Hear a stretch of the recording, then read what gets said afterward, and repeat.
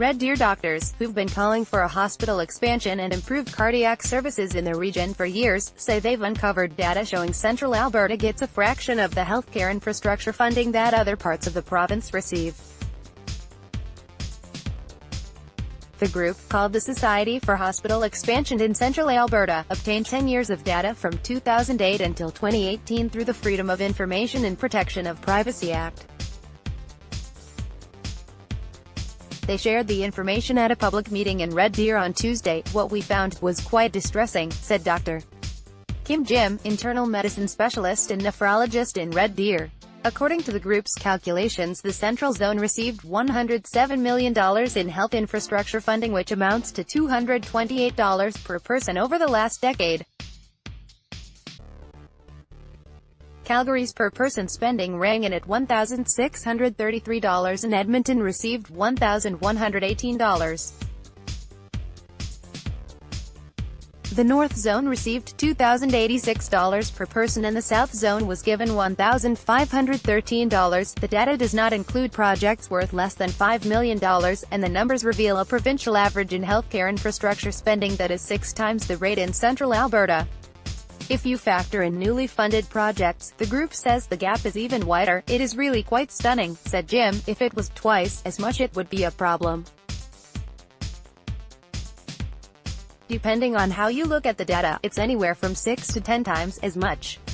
And that is just not an order of magnitude that can be explained very easily. According to Jim, who's been calling for a hospital expansion for a decade, patients are suffering as a result of the funding discrepancy. Doctors have been warning heart attack patients in Central Alberta are more likely to die, because without a cardiac catheterization lab they have to be sent to Calgary or Edmonton for life-saving treatment. And, according to Jim, there are long surgical and/or wait times in the Red Deer Regional Hospital. He says patients are regularly being treated in hallways and tub or shower rooms, and Red Deer residents have to be sent to outlying hospitals to make room for those who are more seriously ill. "This is entirely unfair and unacceptable," said Jim. Hospital overcapacity fear has no question. The Red Deer Regional Hospital, which serves more than 400,000 Central Albertans and is the busiest hospital outside of Calgary and Edmonton, is struggling. The hospital expansion is on Alberta Health Services (OZ) wish list for capital funding.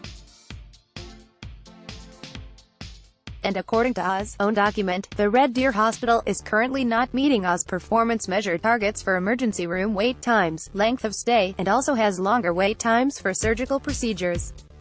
Medical beds have been consistently operating well over 100% occupancy for a number of years. "We are asking every political party and the Premier today, what are you going to do about it? We are here to demand care. We are here to demand answers to this immediately," said Jim. Patients speak out. More than 100 Central Albertans, including those who say they've experienced the funding gap firsthand, gathered in a Red Deer hotel for the announcement Tuesday. "I always say to the politicians, quit blaming everybody else. Just get her done," said Joe Smith, who ended up being sent by ambulance to Edmonton for life-saving treatment in a cardiac catheterization lab after having a major heart attack. He describes the 2-hour ride as pure terror. Joe Smith, pictured with his wife Margaret, was sent by ambulance to Edmonton for life-saving treatment after a heart attack. Jennifer Lee, CBC, "It was terrible that we had to spend that time, needlessly, because we need that unit here," said Smith. 2 years earlier a family friend died while en route to a catheterization lab for treatment. "They may be here today if we had a cath unit here," he said. Mike Berline has a similar story. He was sent by ambulance to Edmonton after suffering a heart attack at the end of January. His heart, weakened by the ordeal, is now functioning at 30%. "It's kind of a traumatic experience," said Berline. "The 2 hours it took to get from Red Deer to Edmonton, the clock was ticking, so any damage to my heart was increased before I had the procedure done." Mike Berline's heart is now functioning at 30%, after he was sent by ambulance to Edmonton after suffering a heart attack. His wife Monica Caban had to drive on her own to Edmonton and didn't know if she'd arrive to find her husband dead or alive.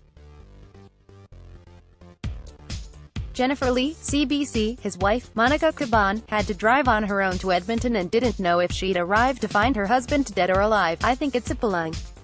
It's totally appalling. They're just compromising people's health, said Caban, who wants to see the hospital expansion built, including a cardiac catheterization lab. This needs to be done. Doctors demands the Society for Hospital Expansion in Central Alberta, which is made up of doctors and local residents, has launched a new public awareness campaign called Demand Care. Organizers are planning public rallies and have started a letter-writing campaign. They're calling on all political parties to commit to funding the Red Deer Hospital expansion ahead of the provincial election campaign. And they're demanding Premier Rachel Notley release a new needs assessment report, which was expected to be complete last year, for Red Deer Regional Hospital. Health Minister responds to funding concerns. Health Minister Sarah Hoffman is defending her government's record, saying the first 7 years included in the FOIP data, showing the funding discrepancy, occurred under a PC government. We know that Central Alberta deserves to have the healthcare facilities that meet their needs, she said.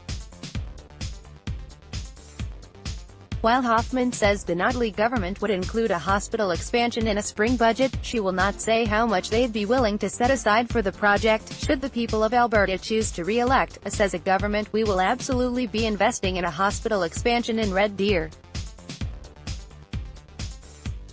We know this is a priority, she said. In the meantime, drive. Jim says doctors and patients in Red Deer will keep pushing to close the funding gap and get the hospital built. Until you see the money, it's not funded. And until you see it built, it's not built.